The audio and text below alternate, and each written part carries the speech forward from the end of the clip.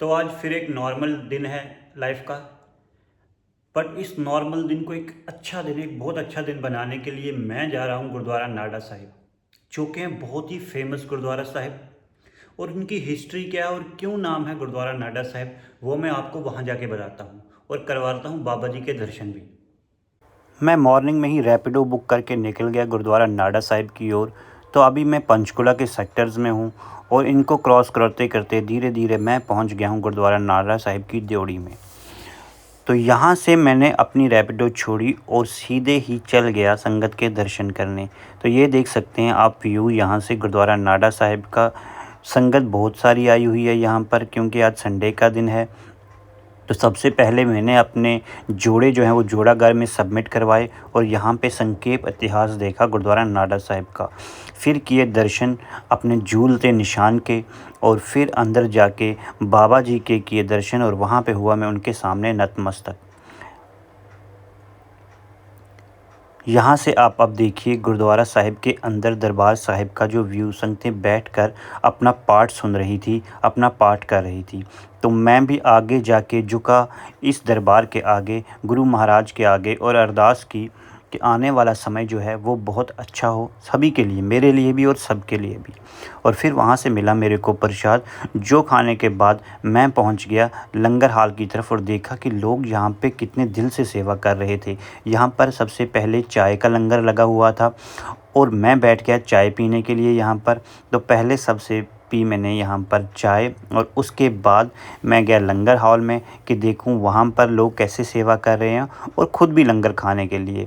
तो सबसे पहले मैं पहुंच गया हूं लंगर खाने के लिए। यहाँ पे जो लंगर था वो बहुत ही स्वादिष्ट था और बहुत सारी जनता ना यहाँ पर लंगर खाती है। जो लोग काम करते हैं, बाहर मजदूरी करते हैं, वो भी यहाँ आके लंगर छकते हैं।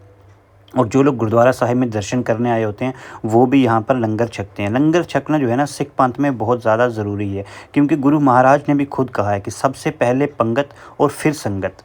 और पंगत भी कैसी, जिसमें कोई भेदभाव नहीं होगा, कोई गरीब, कोई अमीर, कोई जाति पाति का भेदभाव नहीं होगा। और यहाँ पर हर मज़हब का लोग ना सेवा करते हैं। देखिए कैसे बर्तनों की सेवा हो रही है। और मैं यहाँ से बाहर निकला अपना लंगर छकने के बाद, थोड़ी सेवा करने के बाद, कि देखने गुरुद्वारा साहिब के और भी बहुत सारी चीज़ें जो यहाँ पर हैं। तो मैं जैसे ही नया शिफ्ट हुआ हूँ चंडीगढ़ में, मेरा गुटका साहिब रह गए हैं घर में। गुटका साहिब होना बहुत ज़रूरी है हर एक सिख के पास। तो मैं यहाँ पे आया बाबा जी के पास कि मेरे को नितनेम के लिए गुटका साहिब दिया जाए और सुखमनी साहिब। तो इन्होंने ना मेरे को यहाँ पर फ्री में गुटका साहिब दिए, नितनेम के लिए, सुखमनी साहिब के लिए, अच्छी तरह से बांध के कि बेटा इसको हमेशा अपने साथ रखना। और मैंने जब कहा कि अगर मैं कुछ सेवा कर सकता हूँ यहाँ पे, तो उन्होंने बोला तुम्हारी सेवा यही होगी कि अगर तुम दिल से ना गुरबानी का पाठ करो, जितना हो सकते उतना गुरबानी पढ़ो और उसको समझो, उसके अर्थों को समझो और मानवता की सेवा करो। ये थी फ़ीस जो उन्होंने मेरे से मांगी। और मैं भी ये प्रण करके निकला कि काश मैं इस चीज़ पे खरा उतर सकूं, बानी रोज़ पढ़ सकूं और उसको समझ सकूं। फिर मैं आ गया यहाँ पर हॉल में, जो हॉल बना हुआ है यहाँ पर संगतों के लिए, कि जहाँ पर अगर कोई समागम होता है ना तो यहाँ पर होता है। तो यहाँ पर एक हरियाणा से फैमिली आई हुई है, शायद वहाँ पर कोई एंगेजमेंट या कोई फंक्शन चल रहा है। यहाँ हर चीज़ है, सराह, हॉस्पिटल, सब कुछ। तो चलिए सुनते हैं नाडा साहिब की कहानी। गुरुद्वारा नाडा साहिब की ये कहानी है कि जब गुरु गोबिंद सिंह जी महाराज अपनी फ़ौज के साथ बंगाणी के युद्ध को जीतकर बाईतार के राजाओं को हराकर इस जगह पहुंचे, वो आनंदपुर जा रहे थे। तो पोंटा साहिब से होते हुए इस स्थान पर अपनी फ़ौज से कहा कि यहाँ पर कुछ देर विश्राम किया जाए। यहाँ पर तब लुबाना कम्युनिटी रहती थी और सबसे पहले नाडू शाह लुबाना यहाँ पहुँचे और गुरु जी के दर्शन किए। जब गुरु जी के दर्शन किए तो उनकी भरपूर सेवा की और फ़ौज को दूध पिलाया और लंगर छकाया। तो इस बात पर खुश होकर गुरु गोबिंद सिंह जी महाराज ने ये पूछा कि भाई सिखा, तू की काम करदा है, कि तुम क्या काम करते हो। इस पर नाडू शाह लुबाना जी बोले कि मैं मामूली सा किसान हूँ और आपका सेवक हूँ। गुरु गोबिंद सिंह जी महाराज उसकी सेवा से बहुत खुश थे और तब नाडू शाह से ये कहा कि ये स्थान आज के बाद यहाँ पर रौनकें लगा करेंगी और ये स्थान तुम्हारे नाम नाडा साहिब के नाम से जाना जाएगा। और जो भी संगत यहाँ पर कोई श्रद्धा भावना से आएगी उसकी हर मनोकामना पूरी होगी। तब से इस स्थान पर रौनकें लगती हैं भरपूर पूजा पाठ चलता है और हर मुरीद की मनोकामना पूरी होती है। यहाँ पर नाडू शाह लुबाना के वंशज रहा करते थे, जो झज्जर दरिया के आसपास बसेरा करते थे।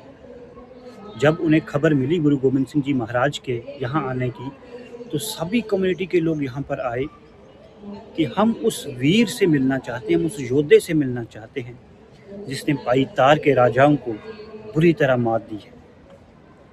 तब से यहाँ पर नाडा साहिब गुरुद्वारा जी स्थापित हैं, जिसकी देख रेख श्रोमणी कमेटीज़ करती हैं और यहाँ पर हर धर्म हर जात का इंसान आता है और गुरु जी के दर्शन करता है। दिन रात यहाँ पाठ चलता है। यहाँ पर लोगों की सेवा के लिए डिस्पेंसरी भी है और साथ ही साथ यहाँ पर सराह भी है। सराह जहाँ लोग रह सकते हैं, जो दूर दराज से लोग यहाँ पर आते हैं वो रहते हैं। कोई अपना इलाज करवाने, कोई किसी बहाने, कोई दर्शन करने, तो यहाँ आकर आराम से रह सकता है।